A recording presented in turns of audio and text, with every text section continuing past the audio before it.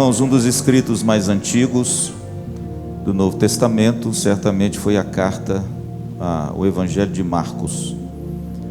Dentre os evangelhos, o mais antigo, dentre as cartas, talvez a carta aos Tessalonicenses. Talvez foi a primeira carta, o primeiro documento que você como crente, eu como crente, naquela época, teve nas mãos para edificar a vida de fé. Um dos últimos documentos escritos do Novo Testamento foram pela pena de João, o único apóstolo de Cristo que não foi martirizado. Todos os outros foram. O apóstolo João, a despeito da perseguição que ele teve por causa da sua fé e da sua palavra na ilha de Pátimos, onde ele escreveu o Apocalipse, a maioria dos estudiosos creem que ele retornou a Éfeso. De Éfeso ele ainda escreveu muitas coisas, dentre elas as 3 cartas que estão aí na sua Bíblia: 1 João, 2 João e 3 João.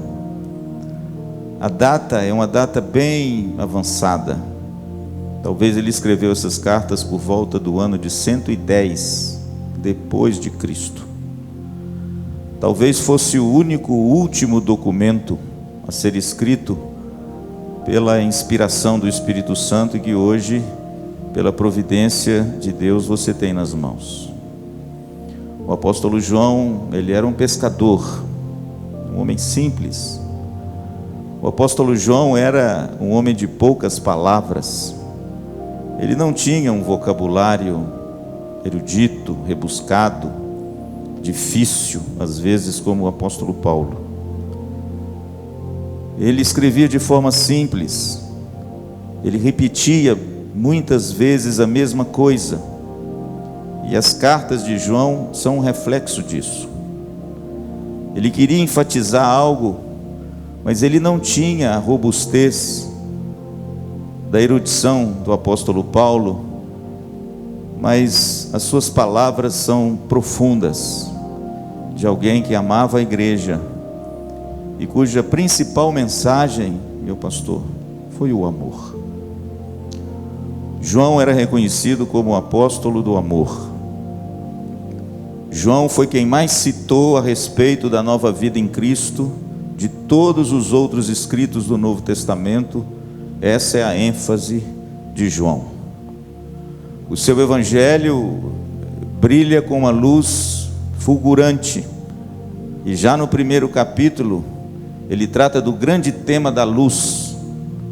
A Bíblia diz que João escreveu no capítulo 1: e a vida estava nele, e a vida era a luz dos homens.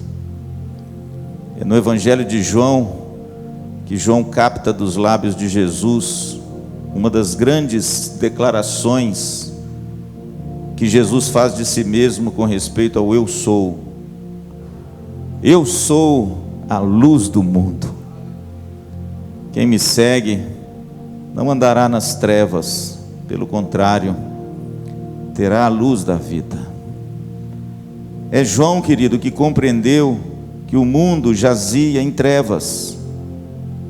É João que compreendeu que o homem, à parte de Cristo, por mais douto que ele se auto-intitule, por mais rico que ele adquira, João entendeu que o homem sem Cristo é um homem que tateia no escuro, é um homem que anda nas trevas, é um homem que não conhece a luz. É João quem declarou com toda a força e beleza da sua pena simples que aquele que segue a Cristo anda na luz, e que aquele que não segue a Cristo anda nas trevas. Não importando o que ele se ache, mas mostrando a realidade de um mundo que padece de luz, que padece da revelação de Jesus Cristo. Um mundo que tem abandonado essa revelação. Um mundo que tem trocado a verdadeira luz por um engodo, um engano, uma mentira, uma ilusão. O apóstolo João, na sua primeira carta, ele fala sobre essa dialética da luz e das trevas. Aliás, irmãos, isso em João é muito pertinente. João é aquele homem que trata da dualidade, do bem e do mal, da luz e das trevas, do dia e da noite. João, ele faz uma distinção muito bonita, porque para João a luz é Jesus e as trevas é a ignorância com respeito a Cristo. Dia 25 é Natal, e no Natal, pelo menos o Natal passado em Maringá, era a cidade luz. Esse ano não tem luz, não é? Poderia ter, porque o que tem a ver a luz com o Covid? Mas enfim, irmãos, talvez isso tudo faça parte desse grande engano e engodo que a sociedade vive para aplacar a fé. Mas a realidade do Natal, irmãos, é a realidade da luz. O Evangelho de Mateus começa com uma profecia de um dos grandes profetas do Velho Testamento que apontou para Cristo 800 anos antes dele. Diz assim: terra de Zebulon, terra de Naftali, Galileia dos gentios, o povo que jazia em trevas viu grande luz, e aqueles que viviam na região da sombra da morte, resplandeceu-lhes a luz. Veja, querido, que quando Jesus nasce, o universo e o cosmo testifica essa beleza, essa promessa gloriosa que Deus fez antes da fundação do mundo, com uma estrela. É muito bonito, irmãos, que os céus proclamaram o nascimento do Rei com uma luz fulgurante, uma estrela tão brilhante que foi vista lá no Oriente pelos magos e astrólogos e príncipes persas que perscrutavam os céus em busca daquele que viria. E a Bíblia diz que por causa dessa luz, eles empreenderam uma longa e árdua viagem, com um comitê muito grande de séquitos de servos e presentes preciosos. Eles foram atrás do rei. E quando acharam, a Bíblia diz que a estrela pousou sobre o menino. É por isso que o Natal, meu pastor, tem que ter luz.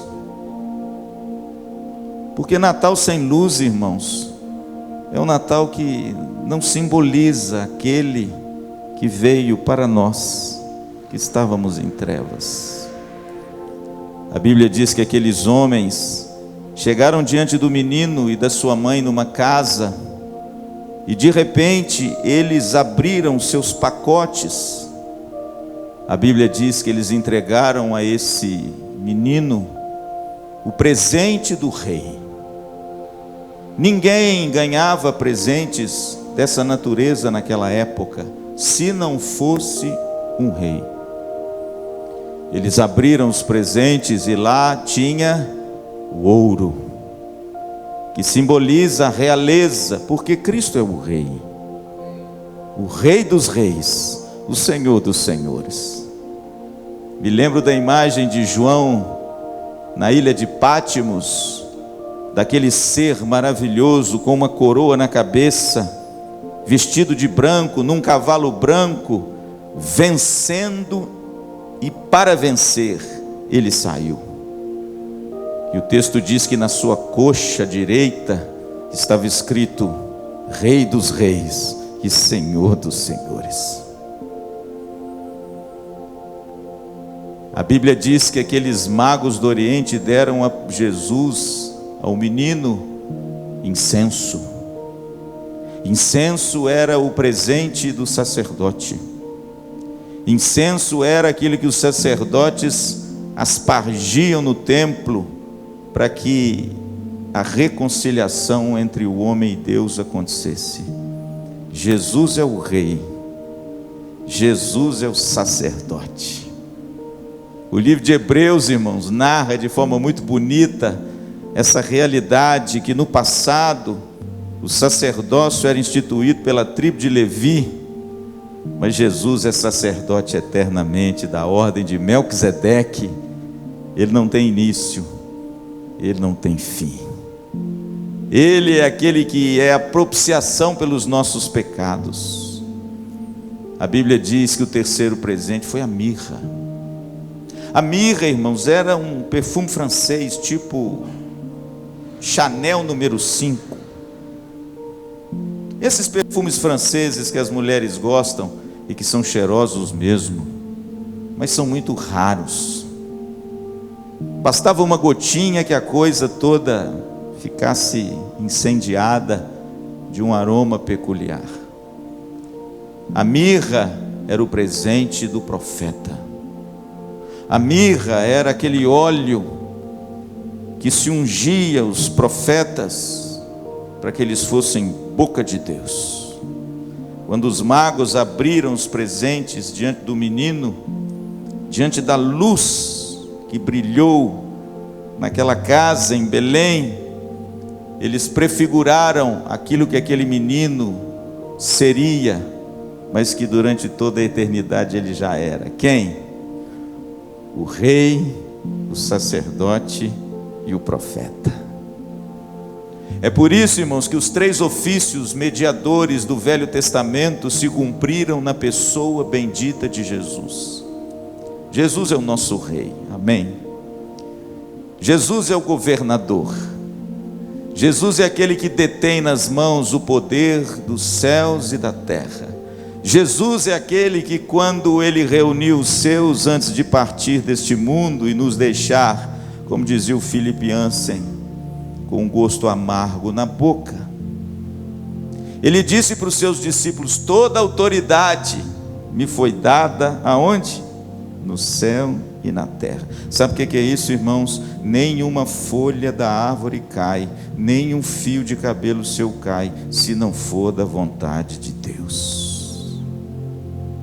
Ele é o rei, ele é o governador, ele é aquele que no mundo dos homens, se houver aquela confusão que nos deixa perplexos diante daquilo que faz parte do seu governo, está tudo dentro da perfeita ordem.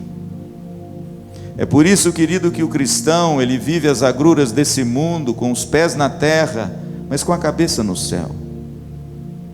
Nós vivemos os embates desse ano sendo confrontados por ondas de dificuldades de todas as naturezas, e muitas vezes andamos e ficamos perplexos, cheios de questões e perguntas. Eu pelo menos fiquei. E de repente, irmãos, a gente fica com a aparência de que a coisa saiu de linha, que a coisa se tornou uma confusão, uma anarquia. Mas quando a gente olha para a Bíblia, a gente vê que, embora o reino do homem se encontre em balbúrdia e confusão, o reino de Deus cumpre o seu propósito inexorável até o fim. E até de repente uma confusão, um conflito, serve de forma misteriosa ao propósito de Deus. Jesus é o rei, Jesus é o sacerdote, Jesus é aquele que intercede junto ao Pai por você. Jesus é aquele que ora por você, mesmo você não sabendo orar como convém. Jesus é aquele que faz com que a vontade de Deus se manifeste na sua vida de forma tão maravilhosa que nós ficamos estupefactos. A Bíblia diz que nem olhos viram, nem ouvidos ouviram o que Deus tem preparado para aqueles que o amam. Sabe o que significa isso, irmãos? Jesus é aquele que faz infinitamente mais daquilo que você pede e que deseja. Jesus, irmãos, é aquele em quem você pode confiar. A beleza de Cristo não se resume ao fato dele apenas também ser o nosso profeta, o nosso sacerdote, mas ele também é o sacrifício. Ele é ao mesmo tempo o sacerdote que oferece o sacrifício, mas como diz na canção, o sacrifício sou eu. Ele é o Cordeiro de Deus. Ele foi apontado por João Batista num ápice da revelação do Velho Testamento. Eis o Cordeiro de Deus, ele tira o pecado do mundo. Jesus, querido, rasgou o véu. Aquele que o sacerdote entrava uma vez por ano, cheio de aparatos, com medo danado de ser morto por não estar devidamente trajado ou no ritual adequado, cheio de campainhas no corpo, porque se ele caísse o puxavam para fora, naquele terror de entrar diante do Santo dos Santos. A Bíblia diz que o escritor de Hebreus diz que ele rasgou o véu da sua carne, e através das pisaduras, o texto diz em Isaías 53, nós fomos curados. Jesus, irmãos, é o profeta. Hebreus diz que outrora Deus havia se revelado aos pais pelos profetas, mas hoje Deus nos fala mediante o Filho. A voz de Cristo é a voz de Deus. A voz de Cristo é a revelação final de Deus. Cristo é o grande intérprete das Escrituras. Todas as Escrituras apontam para Cristo. Ele é superior aos anjos, Ele é superior a Moisés, Ele é superior ao sacerdócio levítico, Ele é superior ao sacrifício, Ele é o superior aos rituais do Velho Testamento. Nele se cumpre todas as coisas. O escritor de Hebreus chega a dizer no capítulo 1, tudo foi feito por meio dele. Ele é o resplendor da glória de Deus, e pela sua palavra cria e sustenta todas as coisas. Queridos, Jesus é a luz. Por isso eu digo a você nessa noite, ande nele, não ande nas trevas, porque todo aquele que se aparta de Cristo invade caminhos perigosos. Certa feita eu era jovem no interior, meu pastor, e eu gostava muito de caçar rã. Alguém aqui já caçou rã? Primeiro, você precisa ir num lugar plano que tem um brejo ou um riozinho, porque as rãs aparecem à noite. Segundo, tem que ser um lugar bem escuro, porque elas não gostam de claridade, elas não saem na claridade. Terceiro, você precisa ir com um bornal e com um fisgo. E o mais importante, meu pastor, você precisa ter uma luz. E de repente você liga a sua lanterna, e essa lanterna ilumina o caminho, e você vai então seguindo o som que as rãs fazem, vários tipos de sons. É uma cantoria bonita.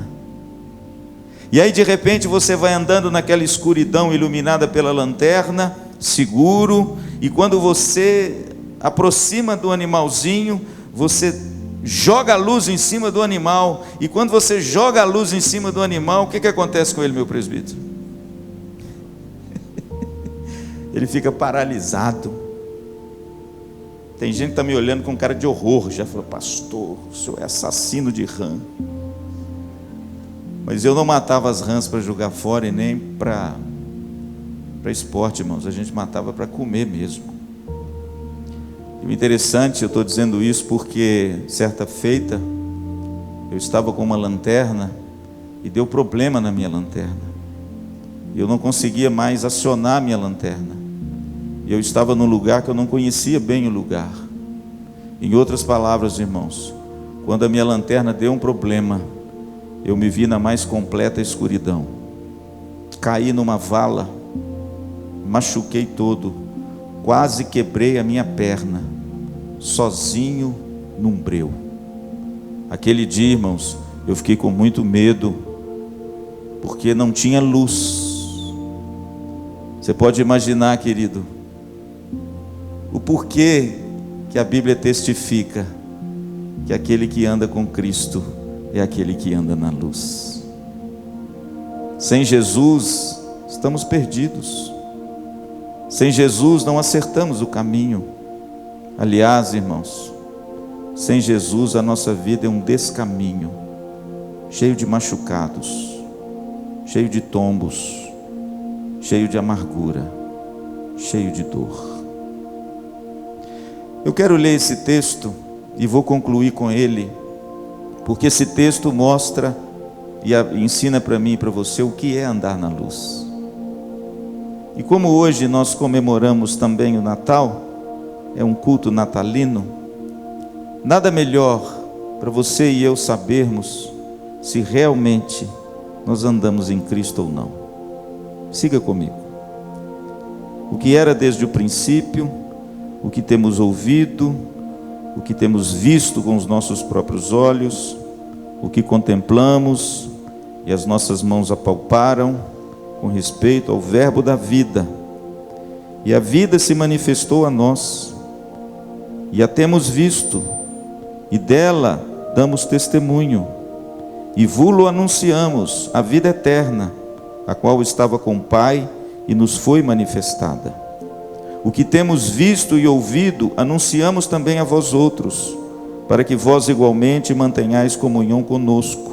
Ora, a nossa comunhão é com o Pai e com seu Filho Jesus Cristo. Essas coisas, pois, vos escrevemos, para que a nossa alegria seja completa. Agora presta atenção.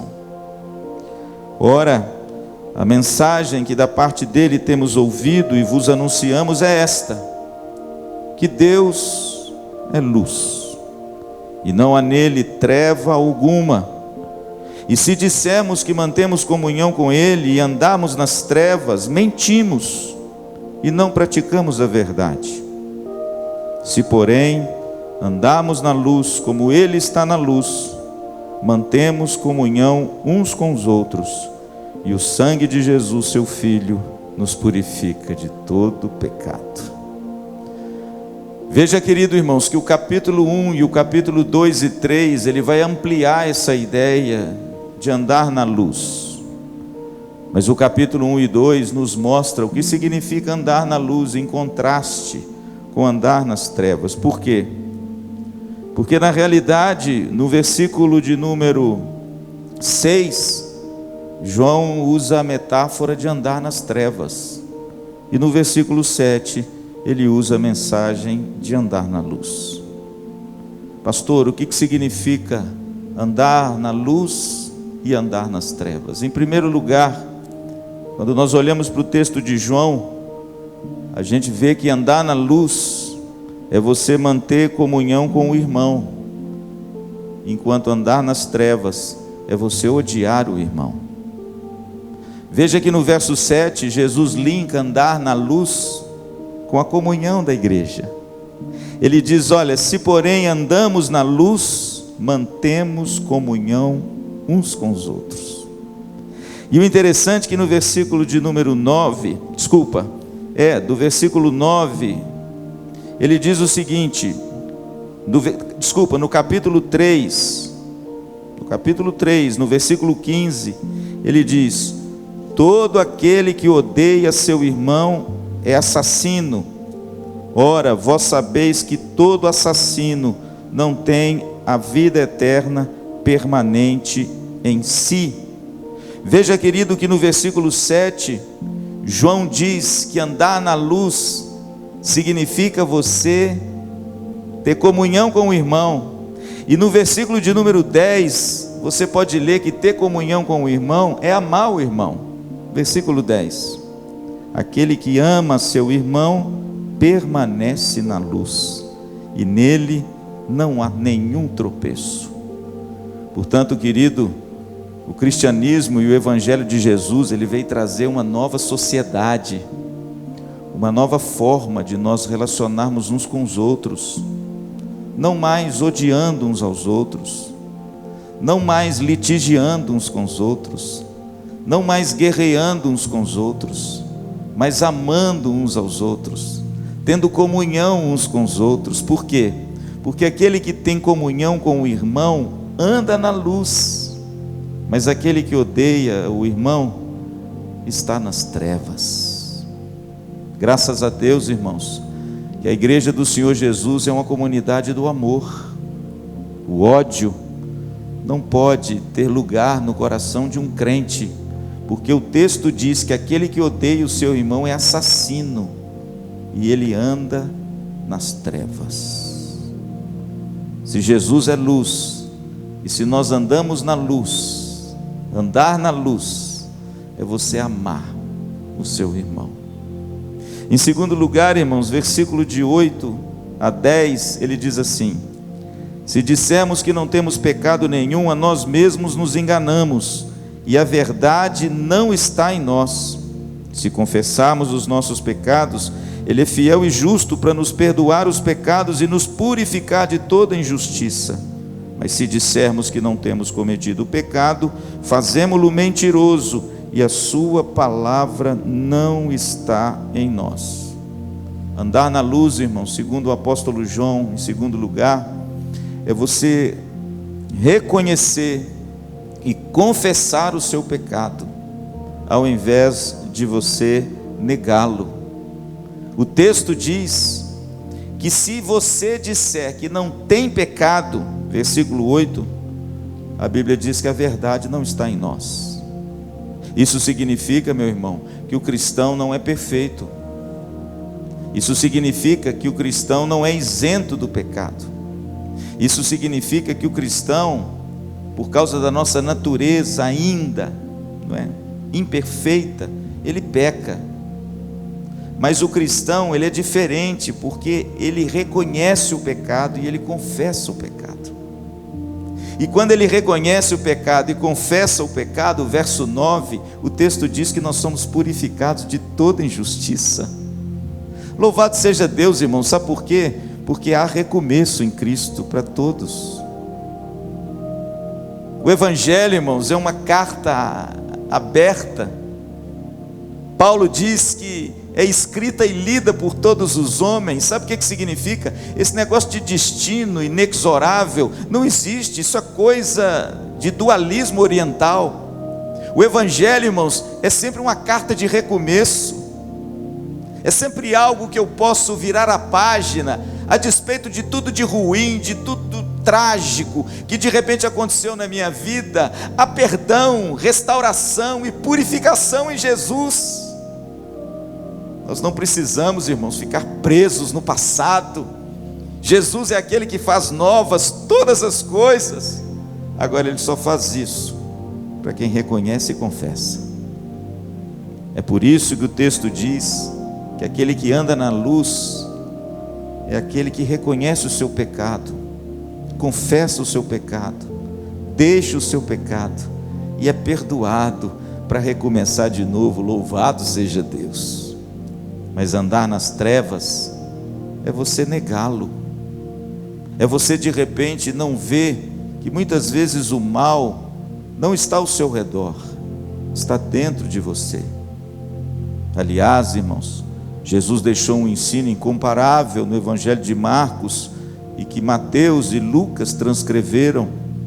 Ele disse que o que está fora do homem não é o que contamina o homem. O problema não são as mãos sujas. Esse era o contexto. Os discípulos de Jesus comiam sem lavar as mãos, e os fariseus ficaram completamente desnorteados, escandalizados. E eles chegaram perto de Jesus e disseram: escuta, nós lavamos as mãos, nós seguimos o ritual, e os teus discípulos não lavam as mãos. Que coisa horrível!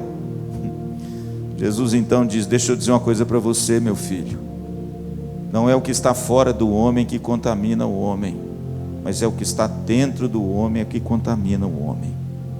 Porque é de dentro do seu coração que procedem a lascívia, a mentira, o litígio e toda forma de mal. Andar na luz, querido, significa você reconhecer que é um pecador, que não é perfeito, que é falho, mas conta com um Deus que é perfeito e que tem um perdão perfeito para você, amém? Jesus não é um contabilista, Ele não anota créditos e débitos para ficar te cobrando depois e te julgando na cara. Isso quem faz são os homens, mas Cristo não. Se o Espírito Santo toca em você, e se você de repente reconhece o pecado, confessa e deixa, o escrito de dívida foi rasgado, eis que tudo se faz novo. Louvado seja Deus. Em terceiro lugar, querido, andar na luz é guardar e praticar a palavra de Deus, ao invés de desprezá-la. No capítulo 2, a partir do versículo 3, o texto diz assim: ora, sabemos que o temos conhecido por isso, se guardamos os seus mandamentos.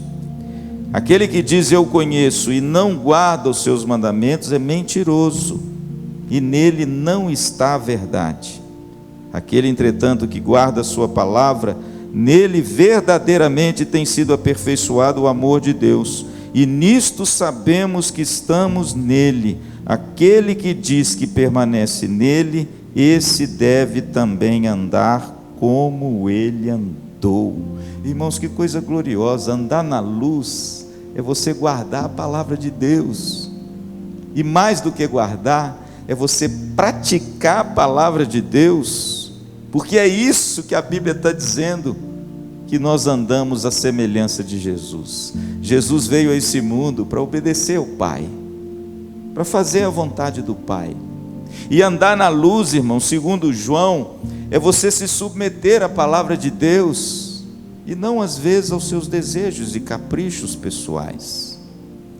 É de repente abrir mão de alguma coisa por causa do Senhor.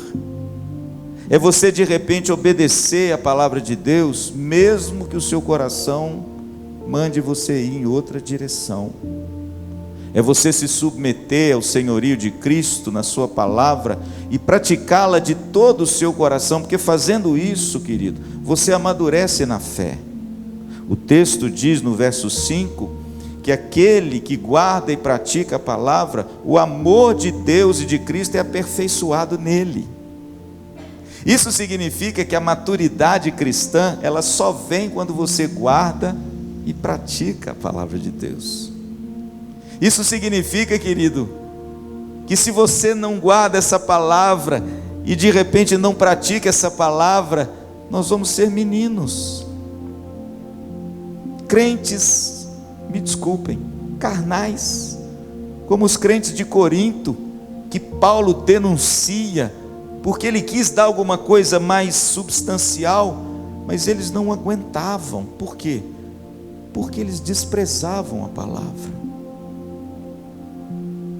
O mundo hoje, irmãos, tem desprezado a Bíblia. A Bíblia há algum tempo tem sido um livro desprezado, um livro objeto de escárnio. Se você numa poltrona de universidade dizer que lê a Bíblia, capaz de você ser enxovalhado na sua turma, capaz de você ser o alvo de deboche do seu professor, mas você ainda lê esse livro antiquado, antigo, de um povo lá não sei das quantas. Hoje você vive no século 21, nós somos pessoas modernas, avançadas no nosso tempo. Eu fico imaginando, irmãos, nunca se viu uma geração tão imatura como essa. Uma geração, irmãos, que tateia no escuro e que acha que detém toda a sabedoria desse mundo, mas escarnece daquele que é a sabedoria de Deus, Cristo.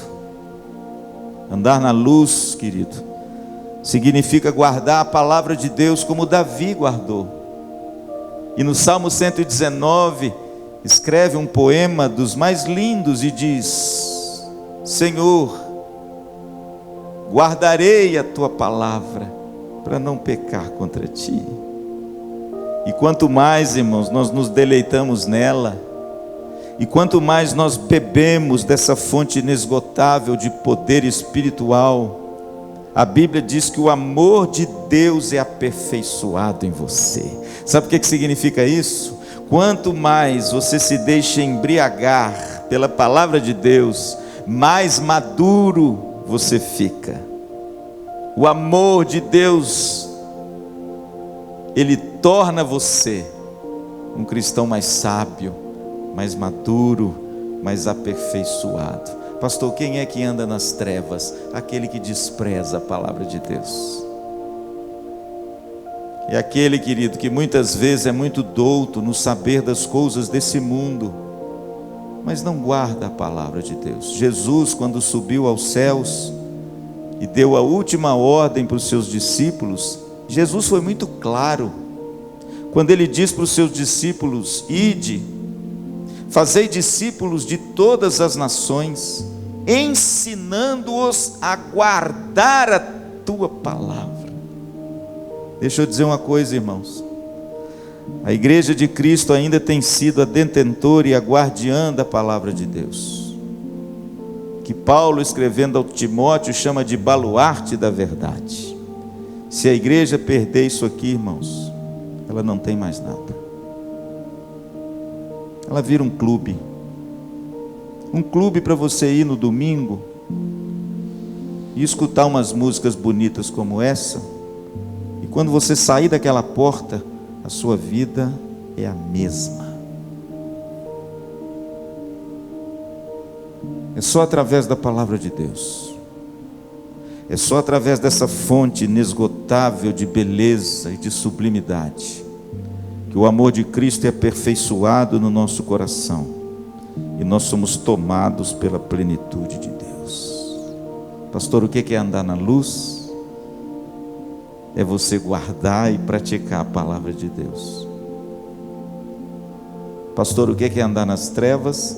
É você rejeitá-la, é você desprezá-la. E em último lugar, irmãos, João cita o mundo. Versículo 15 do capítulo 2, eu termino. Não ameis o mundo, nem as coisas que há no mundo. Se alguém amar o mundo, o amor do Pai não está nele. Porque tudo que há no mundo, a concupiscência da carne, a concupiscência dos olhos e a soberba da vida, não procede do Pai, mas procede do mundo. Ora, o mundo passa, bem como a sua concupiscência. Aquele, porém, que faz a vontade de Deus, permanece para sempre. Pastor, o que é andar na luz, segundo a palavra de Deus? Primeiro, andar na luz é amar o irmão. Andar na luz é você servir o irmão. Andar na luz é você tirar do seu coração todo tipo de litígio, contenda, ódio contra quem quer que seja. Porque João diz que aquele que odeia o irmão é assassino. Pastor, o que é andar na luz? Essa luz bendita que é Jesus. Segundo, andar na luz, irmãos, é bater no peito e fazer como o publicano. Ser propício a mim, pecador, tem misericórdia de mim. E reconhecer o pecado e deixá-lo. Aí você anda na luz. Mas se você, querido, nega o seu pecado e de repente acha que isso não tem muita diferença, o texto diz que você ainda anda nas trevas. Andar na luz, querido, é você trilhar o caminho estreito da palavra de Deus. É você negar a si mesmo. É você muitas vezes passar por cima dos desejos do seu coração, mas para cumprir a vontade do Pai, porque ela é boa, perfeita e agradável. E fazendo assim, você vai ser aperfeiçoado no amor de Deus.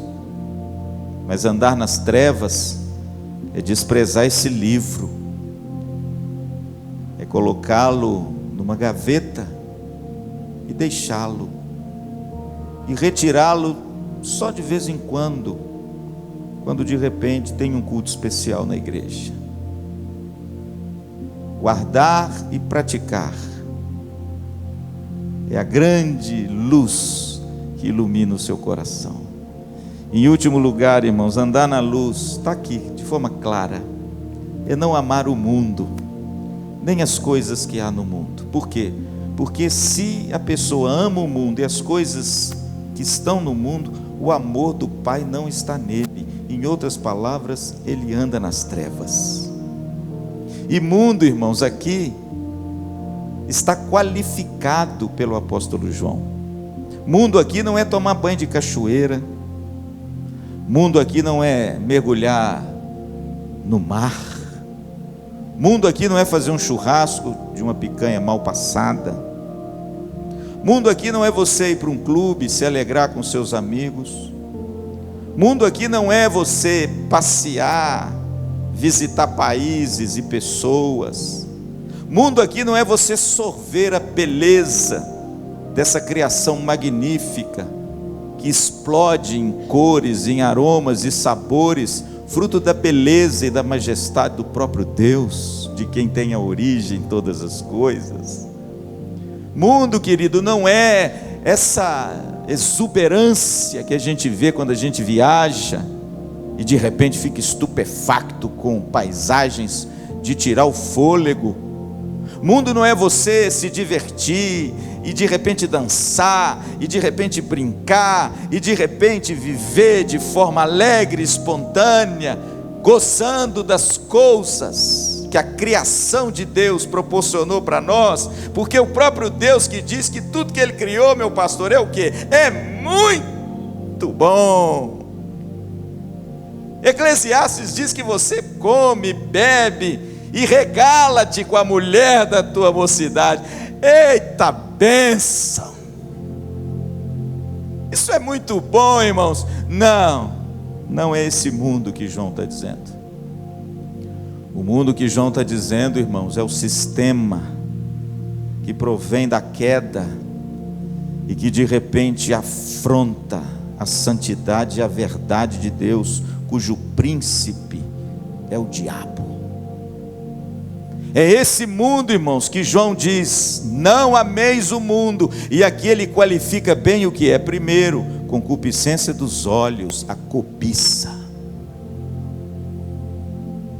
Essa é a primeira tríade do mundo que tem levado muita gente para o buraco, a cobiça. Sabe por quê? Porque olho é a janela da alma. É através dos olhos que entra tudo. Aonde você tem colocado os seus? É aquela historinha do menino na fazenda. O menino era feliz. O menino fazia boizinho de manga, meu pastor. Vocês não sabem o que é isso? De batata. Ele pegava as batatinhas, enfiava os palitinhos e fazia os boizinhos. Ele fazia um carrinho de rolimã, daquelas rolimãzinhos de carro, e ele era feliz. Os brinquedos dele era gangorra no galho da árvore, feito de corda, e o pai empurrava, e o pezinho dele encostava lá em cima, e ele era feliz, meu pastor. Mas um dia veio o primo da cidade, e aí o primo da cidade trouxe um robozinho elétrico, daqueles que você dá corda e tem um controle remoto. E quando você olha para o robozinho anda para cá, anda para lá, cai no chão, vira e fica em pé sozinho. O menino da roça ficou maravilhado.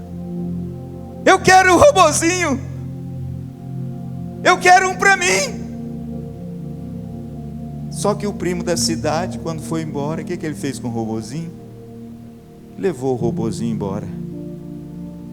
E o menino da roça, que era tão feliz, ficou triste. Sabe o que é isso? Concupiscência dos olhos. Quando você vive cobiçando o que você não tem e sempre quer adquirir mais. Sabe o que é isso? Isso é amar o mundo. Concupiscência da carne, meu pastor. Está aqui, ó. Olha que tríade do inferno: o orgulho, a concupiscência da carne, que nada mais é do que as paixões carnais. A pessoa dá vazão às suas paixões carnais, que a Bíblia tanto alerta a mim e a você. Essas paixões que muitas vezes tomam conta da gente e a gente muitas vezes não controla. E quando a gente vê, a gente já fez. E quando a gente vê, a gente já caiu. E quando a gente vê, a gente já pecou. É esse desejo incontrolado de alimentar os apetites da carne. A palavra aqui é sarx, é a carne caída, é a natureza corrompida, é aquilo que Paulo diz: o bem que eu quero fazer eu não consigo, mas o mal que eu não quero, esse eu faço. E ele termina falando sobre a soberba da vida, que é o orgulho e a vaidade. É esse tipo, irmãos, de coisa que o cristão precisa odiar. Ele não pode amar essas coisas. Ele não pode cobiçar. Ele não pode viver dando vazão às suas paixões. Pelo contrário, ele precisa colocá-las no devido lugar. E ele precisa dar a glória à pessoa certa, não a si mesmo, mas ao Senhor. Não a vaidade dos nossos próprios pensamentos, mas tendo o pensamento submisso ao pensamento de Cristo. E que toda vaidade e orgulho pessoal caia por terra, perto da sublimidade do sacrifício de Cristo por amor a você. Pastor, o que é andar na luz? Andar na luz, irmãos, é odiar essas coisas, é não ceder a elas, é lutar contra elas. É por isso, irmãos, que o cristão que anda na luz, viu, meu pastor, é um guerreiro. Todo cristão é um guerreiro, porque ele luta todos os dias contra os nossos grandes inimigos, não é? E o maior deles, sabe quem é? Você mesmo, eu mesmo, a saber, a minha carne. Porque todos os dias, irmãos, eu preciso subjugá-la, para que Cristo cresça e eu diminua. Porque o desejo da minha carne é que eu cresça. Minha vaidade, meu orgulho, meus desejos, o que eu quero, e que Cristo me sirva na medida que eu precise dele. Mas todos os dias, irmãos, eu tenho que mortificar a minha carne. Por quê? Porque é Natal e nós andamos na luz. E aquele que quer andar na luz, ele precisa, irmãos, odiar essas coisas, porque na realidade ele segue a Cristo. Amém? A luz veio a esse mundo, e aquele que me segue, disse Jesus, terá a luz da vida. Amém? Andemos na luz, não andemos nas trevas.